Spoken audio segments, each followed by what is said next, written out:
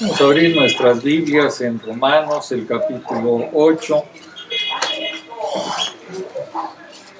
Romanos, capítulo 8.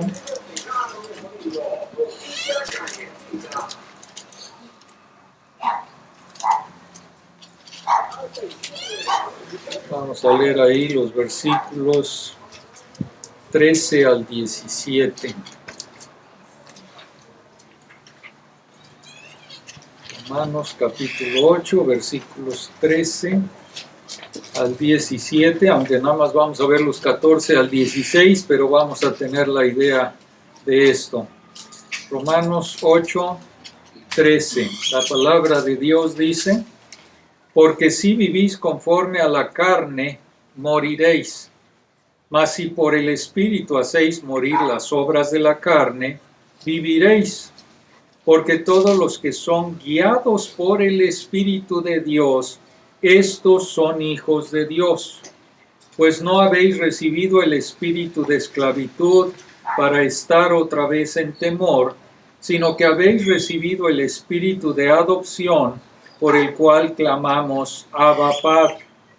El Espíritu mismo da testimonio a nuestro espíritu de que somos hijos de Dios. Y si hijos, también herederos, herederos de Dios y coherederos con Cristo, si es que padecemos juntamente con Él, para que juntamente con Él seamos glorificados. Gálatas capítulo 4. Gálatas capítulo 4. Vamos a leer ahí los versículos 1 al 7. No pierdan su lugar en Romanos 8, pero abramos la Biblia en Gálatas ahora, capítulo 4. Dice: pero también digo, entre tanto que el heredero es niño, en nada difiere del esclavo, aunque es señor de todo, sino que está bajo tutores y curadores hasta el tiempo señalado por el Padre. Así también nosotros, cuando éramos niños, estábamos en esclavitud bajo los rudimentos del mundo. Pero cuando vino el cumplimiento del tiempo, Dios envió a su Hijo, nacido de mujer y nacido bajo la ley, para que redimiese a los que estaban bajo la ley, a fin de que recibiésemos la adopción de hijos. Y por cuanto sois hijos, Dios envió a vuestros corazones el espíritu de su Hijo, el cual clama, Abba, Padre. Así que ya no eres esclavo, sino hijo. Y si hijo, también heredero de Dios por medio de Cristo. Se parecen mucho, ¿verdad? Abba, Padre, los dos hablan de eso y de la adopción de hijos. Ahora, la seguridad de la salvación es un problema en dos sentidos opuestos. ¿Por qué digo en dos sentidos opuestos? Algunos piensan que son salvos, aunque en realidad no son salvos, y piensan que sí lo son. Cuando sea demasiado tarde para arrepentirse, van a escuchar las impactantes palabras del Señor: nunca os conocí, apartaos de mí, hacedores de maldad. Ellos pensaron que tenían fe salvadora, pero estaban equivocados. Así que tienen una falsa seguridad. Otros son verdaderamente salvos, pero luchan con dudas acerca de su salvación. Y la incertidumbre en ellos les causa mucha ansiedad, les causa dolor. Son como niños inseguros que viven en un hogar sin amor, con un padre malvado que amenaza con repudiarlos, y se pierden el gozo de experimentar el amor del Padre que está en los cielos. Son incapaces de acudir a Dios con seguridad de que Él les va a dar la bienvenida a sus brazos amorosos. Necesitan seguridad de su salvación. Entonces, Romanos 8 tiene que ver precisamente con eso, con la seguridad de la salvación. Y si tú estás caminando en la carne, pero piensas que eres salvo, este capítulo te va a empujar a analizar y a examinar tu corazón. Solamente aquellos que caminan por el Espíritu y de acuerdo al Espíritu y según el Espíritu pueden tener la seguridad de que pertenecen a Cristo. Y uno de los ministerios del Espíritu Santo es asegurarnos que somos hijos de Dios. En el Nuevo Testamento, en nuestras Biblias, la seguridad descansa sobre 3 pilares. Esa es la seguridad, está descansando sobre 3 pilares. El primer pilar es: has abandonado toda tu confianza en tus propias obras para confiar en Cristo, para estar reconciliado con Dios, confiar en Cristo y solo en Cristo. Si respondes que sí, entonces surge la otra pregunta: ¿cómo sabes que tu fe es una fe salvadora genuina? Y eso nos lleva al segundo pilar. Si tu fe es genuina, entonces posees nueva vida en Cristo. Y esa nueva vida se manifiesta siempre en un cambio de pensamiento y en un cambio de comportamiento. Tú no puedes decir soy cristiano y seguir viviendo como el mundo. Se manifiesta en un cambio de comportamiento. Va a haber evidencia en tu vida de que Dios ha cambiado tu corazón. Amas a Dios y quieres amarlo más y más cada día. Quieres agradar a Dios obedeciendo la palabra de Dios. Tienes hambre de alimentarte todos los días de la palabra. Esa es la seguridad de la salvación. Tienes hambre de la palabra de Dios, pero también estás creciendo en carácter y en un comportamiento piadoso, como se sintetiza en el fruto del Espíritu Santo. En tu vida hay amor, gozo, paz, paciencia, benignidad, bondad, fe, mansedumbre, dominio propio. Esa es una muestra de que eres hijo de Dios. Y el tercer pilar de la seguridad de la salvación es el testigo interior, el Espíritu Santo, que da testimonio de que somos hijos de Dios. Y este pilar parece ser algo subjetivo y de la experiencia, pero como lo vamos a explicar, se basa en las promesas objetivas del Evangelio, según lo que está revelado en la palabra de Dios.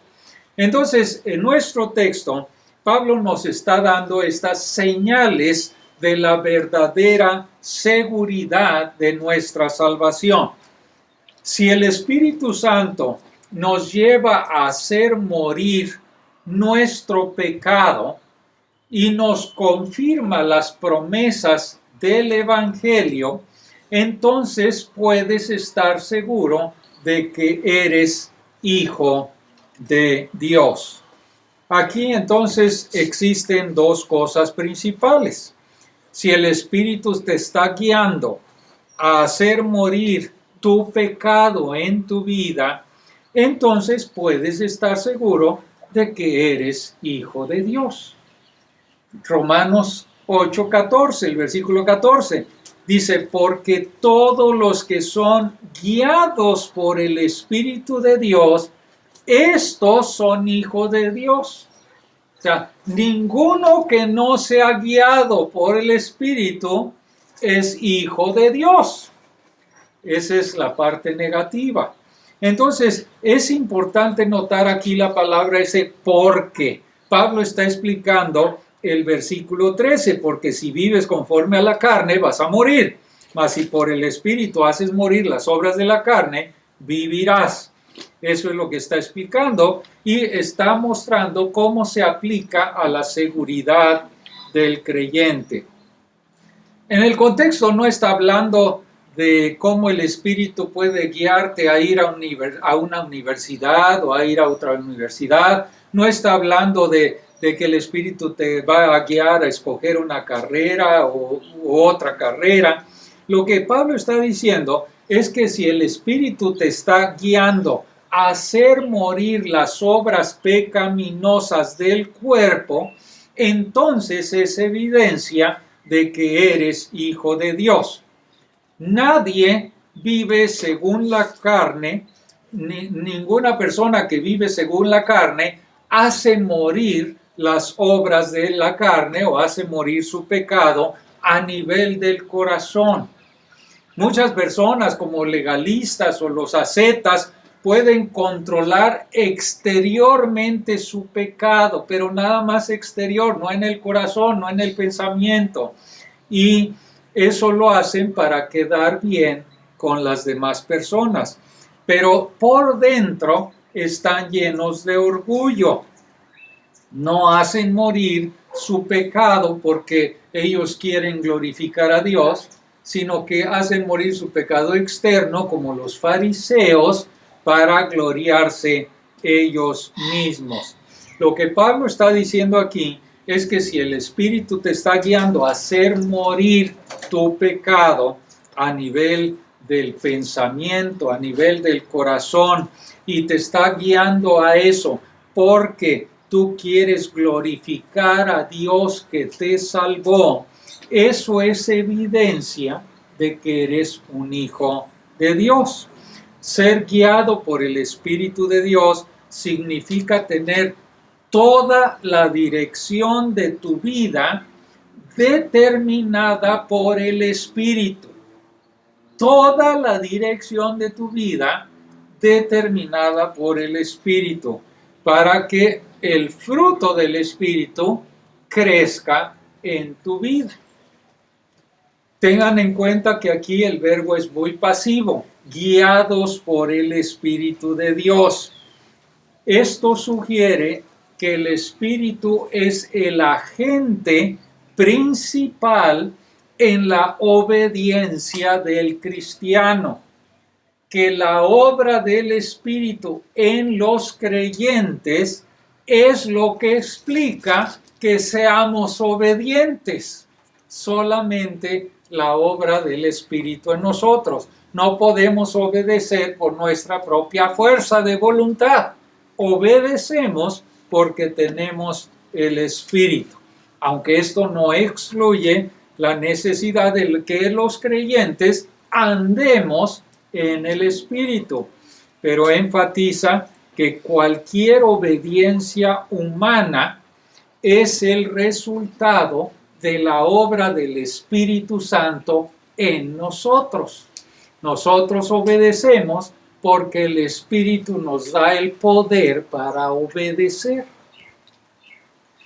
John Murray expresa que la actividad del creyente es la evidencia de la actividad del Espíritu. Y la actividad del Espíritu es la causa de la actividad del creyente. Si no hay Espíritu, no podemos hacer lo que el Espíritu nos dice. No podemos hacer morir las obras de la carne si no está el Espíritu de Dios en nosotros. Este es el gran misterio que explicábamos la semana pasada del versículo 13, donde el Espíritu, por el Espíritu hacemos morir nuestro pecado. Dios nos da el poder, pero debemos actuar para obedecer. Entonces, el punto de Pablo aquí en el versículo 14 es que si el Espíritu de Dios nos está guiando para hacer morir nuestro pecado, entonces podemos estar seguros de que somos hijos de Dios. Es significativo porque esta es la primera vez en Romanos que Pablo menciona esta maravillosa verdad de que somos hijos de Dios. Hemos nacido en la familia de Dios por medio del Espíritu que imparte nueva vida. Hemos sido adoptados en la familia de Dios como los herederos escogidos de Dios. Y Koch señala 3 implicaciones de ser hijos de Dios. Y la primera es que hay una similitud de disposición, una similitud de carácter, de naturaleza. ¿Qué quiere decir esto? Cuando el Señor Jesucristo está hablando allá en Mateo 5, y después de mandar que amemos a nuestros enemigos, el Señor Jesús explica: para que seáis hijos de vuestro Padre que está en los cielos. O sea, amad a vuestros enemigos para que seáis hijos de vuestro Padre que está en los cielos. ¿Qué quiere decir esto? Bueno, que los hijos reflejan el carácter del Padre. ¿Qué quiere decir esto? Que Dios amó a sus enemigos enviando a Cristo a morir por ellos en la cruz. Amó a los enemigos. Y el Señor Jesucristo dice: amad a vuestros enemigos para que seáis hijos de vuestro Padre que está en los cielos, para que reflejen el carácter de Dios, ¿sí? El mismo carácter de Cristo. Amen a sus enemigos. Sí, los que amamos a nuestros enemigos podemos estar ciertos de que somos hijos de Dios. Y los hijos son objeto de un amor muy especial. Yo amo a todos los niños, pero tengo un amor especial por mis 2 hijas. Un amor especial, ¿verdad? Dios tiene un amor especial por sus hijos escogidos. Y en tercer lugar, los hijos tienen también derecho a alguna ventaja particular, ¿no es cierto? Son herederos de todas las riquezas del Padre. ¡Qué maravilla! ¡Qué cosa tan enorme es esto!, ¿verdad? Tienen acceso especial a la presencia que otros no tienen. Si el presidente está saludando a la multitud, el servicio secreto evita que cualquier niño o niña se acerque al presidente, ¿verdad? Que atraviesen la barrera y se acerquen al presidente. Pero los hijos del presidente pueden estar ahí a su lado. Esa es la ventaja. Probablemente podríamos tener muchos más privilegios que son nuestros porque somos hijos de Dios. Pero el primer punto de Pablo es que si estamos haciendo morir nuestro pecado diariamente, eso no vino de nosotros. Es una indicación de que el Espíritu está guiando y gobernando nuestras vidas. Por eso podemos hacer morir el pecado en nosotros. John Piper lo expresa de diferente manera, pero dice: cuando luchas contra el pecado, confiando en Cristo como superior a lo que ofrece el pecado, entonces estás siendo guiado por el Espíritu y es señal que somos hijos de Dios. Entonces, en segundo lugar, si el Espíritu nos está confirmando las promesas del Evangelio, entonces también podemos estar seguros de que somos hijos de Dios. Y Pablo lo pasa a explicar algunas de estas implicaciones del versículo 14. Primero, en el versículo 15, muestra que el Evangelio nos ha dado el espíritu de adopción como hijos de Dios para que estemos en términos íntimos e infantiles con el Padre. O sea, somos, ahí dice primero hijos, y la segunda palabra es niños de Dios, en términos infantiles con nuestro Padre. Por eso podemos decir Abba Padre, porque es el niñito que está hablando a su papá. Eso es lo que quiere decir. Entonces, de acuerdo a todo esto, somos hijos de Dios, somos herederos de Dios, y lo sigue explicando el versículo 17, responde a una objeción que ya se está anticipada: si somos hijos amados de Dios, ¿por qué permite Dios que suframos? Y eso lo veremos la próxima vez, pero el Espíritu confirma la promesa del Evangelio de que a través de la adopción llegamos a ser hijos de Dios. Versículo 15. No habéis recibido el espíritu de esclavitud para estar otra vez en temor, sino que habéis recibido el espíritu con E mayúscula, póngale E mayúscula en esas Biblias Reina Valera, porque lo pusieron con minúscula. Habéis recibido el espíritu de adopción por el cual clamamos Abba Padre. Entonces, hay un asunto de interpretación difícil. ¿Cómo debemos entender los dos espíritus? Porque si ustedes leen la Reina Valera, los dos ahí están con E minúscula, y no debe de ser así. Algunos toman los dos espíritus como espíritus con E minúscula, hablando del espíritu humano en el sentido de una actitud o disposición interior, pero a la luz del contexto, donde el Espíritu Santo es prominente en Romanos 8, y el paralelo que tenemos en Gálatas 4 que leímos, que claramente se refiere al Espíritu Santo: y por cuanto sois hijos, Dios envió a vuestros corazones el Espíritu de su Hijo, el cual clama Abba Padre. Eso dice Gálatas 4. La mayoría entonces entiende que la segunda referencia se está refiriendo al Espíritu Santo, el Espíritu de adopción. El Espíritu nos trae a esta relación como hijos adoptivos de Dios.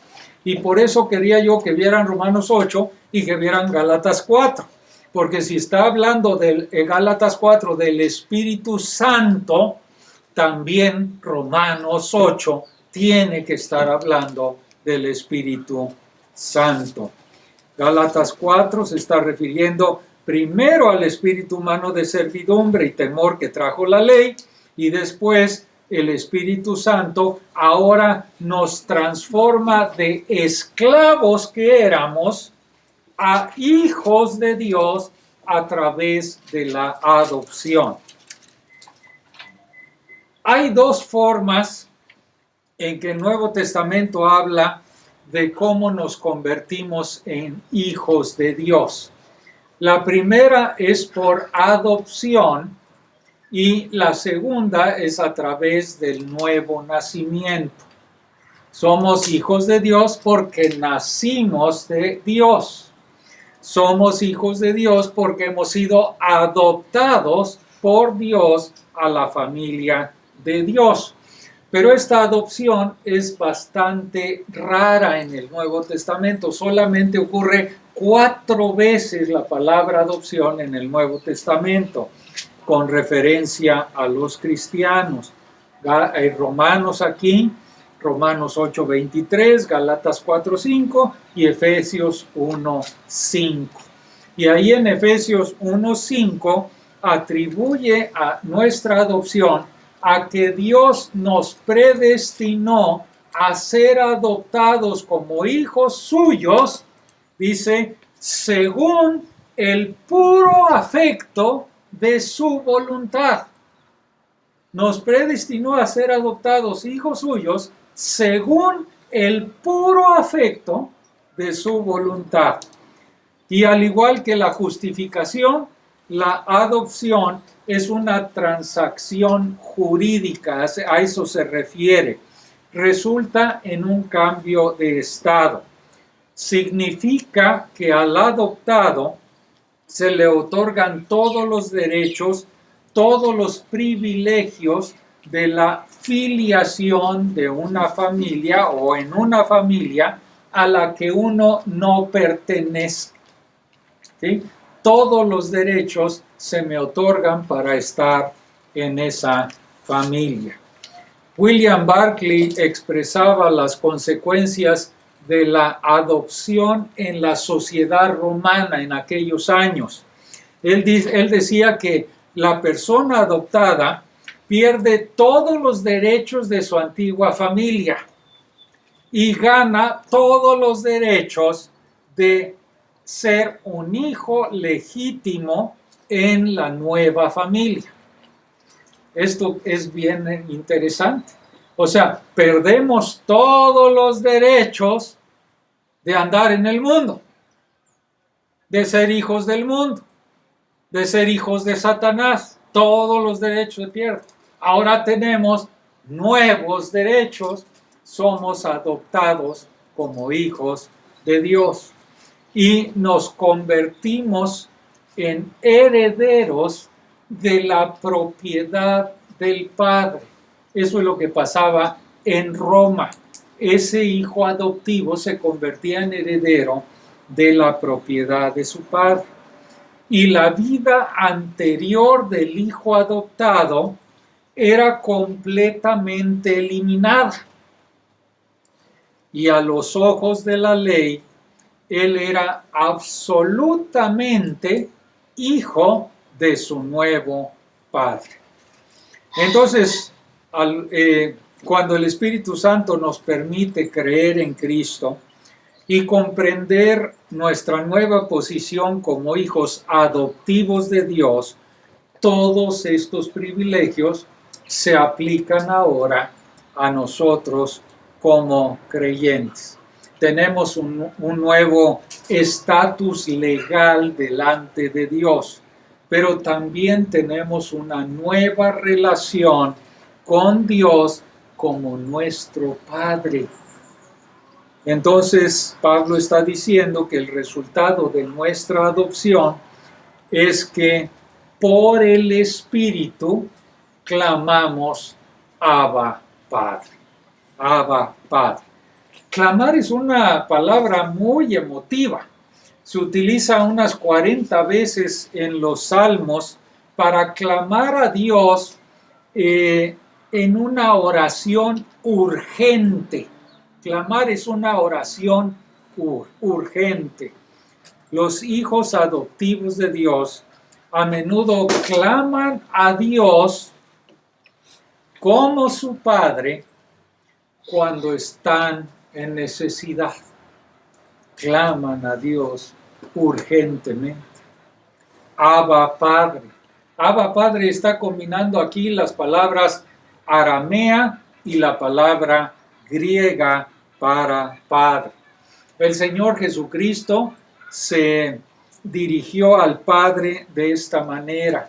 En Marcos 14, mientras el Señor Jesucristo estaba orando en el huerto, justo antes de su arresto, Él estaba clamando, Padre, Padre. Y también el Señor Jesucristo le enseñó a sus seguidores cómo orar. ¿Y qué dijo? Padre nuestro que estás en los cielos. Y cuando Pablo está aplicando aquí la palabra Abba Padre, para nosotros como hijos adoptivos de Dios, Entonces significa que podemos acercarnos a Dios en nuestra angustia, en nuestro tiempo de necesidad, con el mismo sentido de intimidad que tuvo el Señor Jesucristo, con ese mismo sentido de seguridad que tuvo el Salvador en esta vida, y sabemos que seremos escuchados. El Antiguo Testamento nada más se refiere a Dios como Padre 14 veces nada más. En todo el Antiguo Testamento, nada más 14 veces. Y no se refiere a Padre como personal, sino a Padre de Israel. O sea, como multitud, como pueblo, pero no como el Padre personal.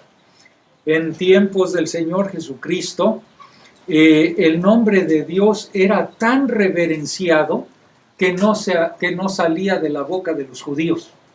Cuando ellos llegaban a la Biblia y veían Yahvé, lo sustituían y no pronunciaban Yahvé, sino decían Señor. Ni siquiera salía de su boca eso. Sustituían Señor por Yahvé. Pero el Señor Jesús se dirigió a Dios como Padre, excepto cuando el Señor Jesús clamó ahí en la cruz: Dios mío, ¿por qué me has desamparado? Asombrosamente nos enseñó a orar: Padre nuestro.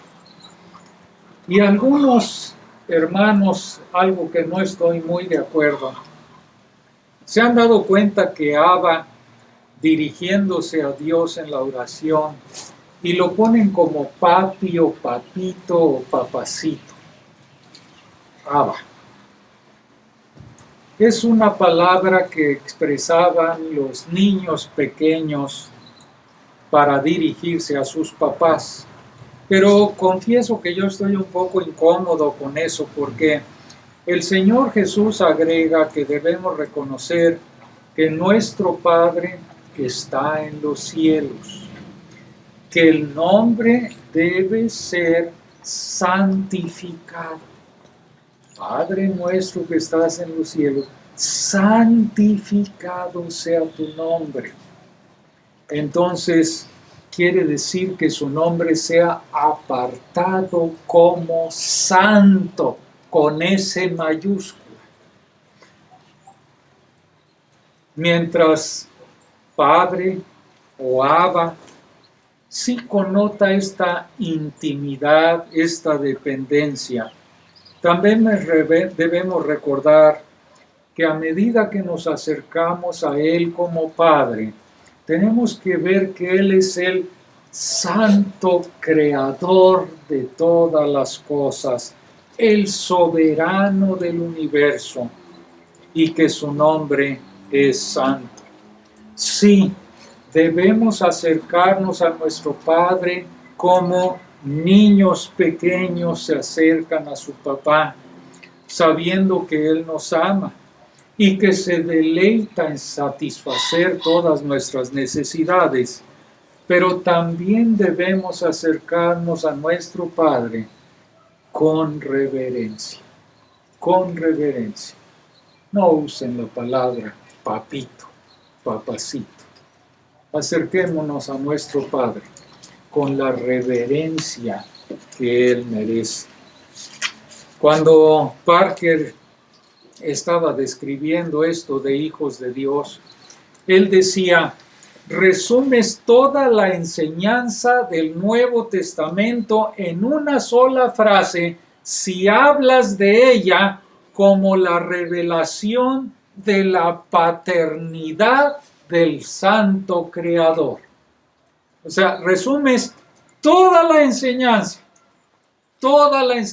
del Nuevo Testamento cuando tú hablas de toda esa enseñanza como una revelación de Dios como Padre.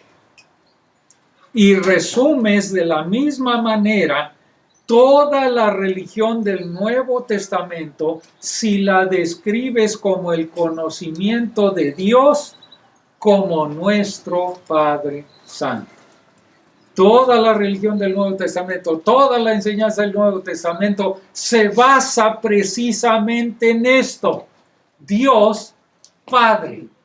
Dios como nuestro Padre. Y si quieres juzgar a una persona, si entiende bien el cristianismo, averigua cuánto le está atribuyendo a la idea de ser hijo de Dios y de tener a Dios como su Padre. Si este pensamiento no es el que impulsa el corazón de esa persona, no entiende bien lo que es el cristianismo.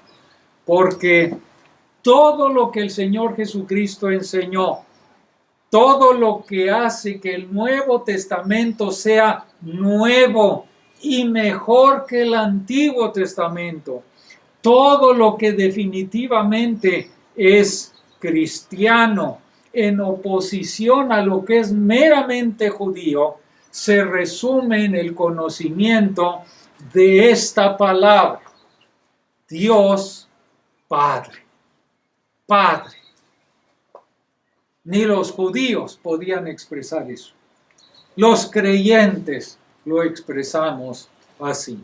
Entonces el Espíritu Santo nos asegura, al confirmarnos las promesas del Evangelio, enseñándonos que a través de la palabra de Dios somos hijos adoptivos de Dios y que como hijos adoptivos podemos clamar a nuestro Dios en cualquier necesidad como nuestro Padre amoroso, sabiendo que Él cuida de cada uno de sus hijos. Pero el Espíritu Santo también nos confirma las promesas del Evangelio a través de este testimonio interior. Romanos 8:16. El Espíritu mismo da testimonio a nuestro espíritu de que somos hijos de Dios, de que somos hijos de Dios.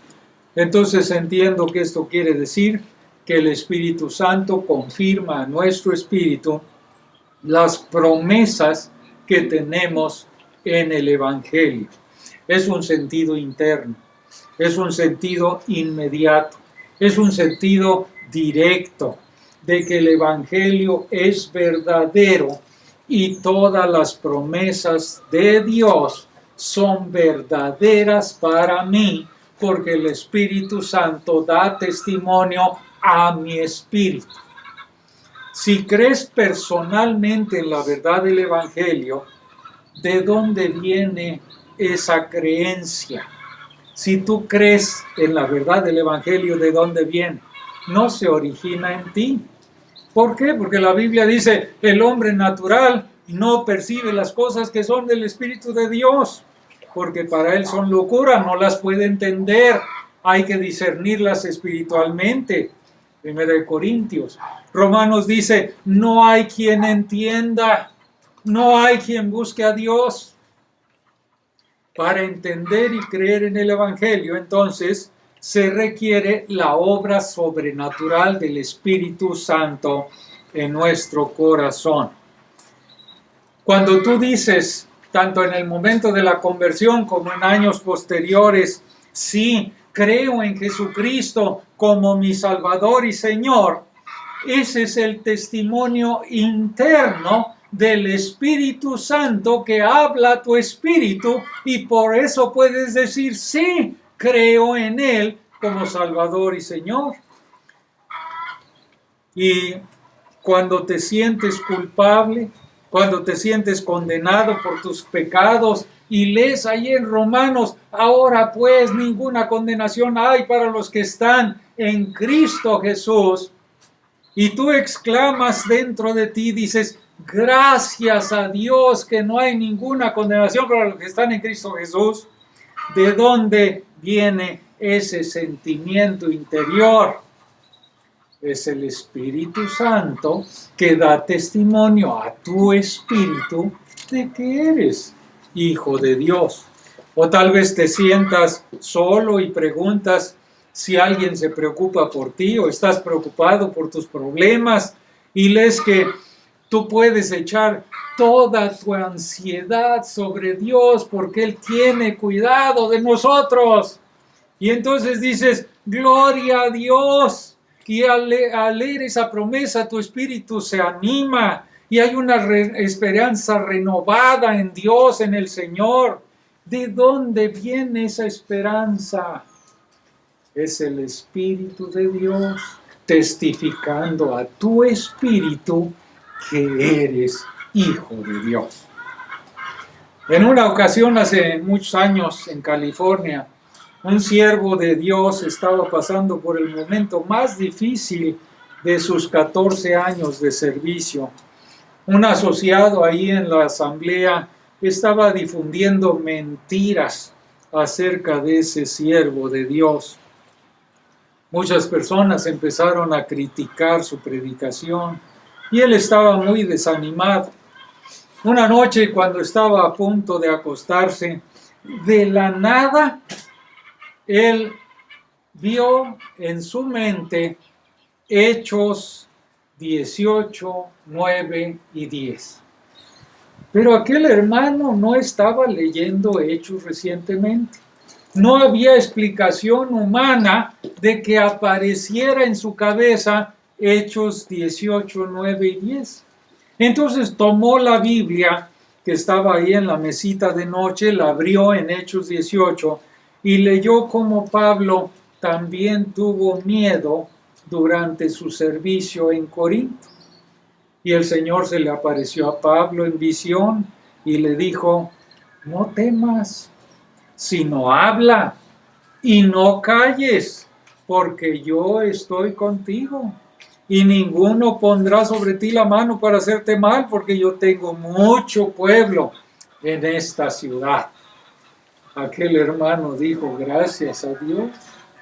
Este texto llegó así. Era la palabra del Señor para él, de seguir predicando la verdad y no preocuparse por aquellos que lo criticaban. Entonces, ¿qué pasó? Fue el testimonio del Espíritu Santo hablando a su espíritu de que era hijo de Dios. No necesitaba temer. En esta mañana quiero preguntarte, ¿eres hijo de Dios? ¿Eres hijo de Dios? ¿Estás seguro de que eres hijo de Dios? ¿Cómo puede alguien estar seguro? Primero, has abandonado toda tu confianza en tus propias buenas obras y has confiado solamente en Cristo para que Cristo te salvara del juicio eterno de Dios. Esa es la principal fuente de seguridad. Pero ¿cómo puedes saber si tu fe es genuina? Está el Espíritu gobernando toda tu vida. Todos los días gobierna el Espíritu en tu vida para que luches contra tu pecado, para que hagas morir las obras de la carne todos los días a nivel del pensamiento antes de que se expresen mediante tu cuerpo. El Espíritu Santo te está confirmando la maravillosa verdad de que Dios te ha adoptado como su hijo en su familia. Parte de esa confirmación es que a menudo te encuentras clamando al Padre por su ayuda, por su gracia en cada momento de necesidad. Y el Espíritu te confirma repetidamente las muchas promesas de Dios que tenemos en su palabra. Las promesas que Dios ha dado ya a sus hijos. Y puedes cantar. Yo creo que ustedes no conocen ese himno, pero ese himno lo escribió Carolina Sandelberg, podemos clamar como ella escribió: nadie está más seguro que los amados del Salvador. Ni la estrella que permanece en lo alto, ni el pájaro que se esconde en su nido. Nadie está más seguro que los amados del Salvador.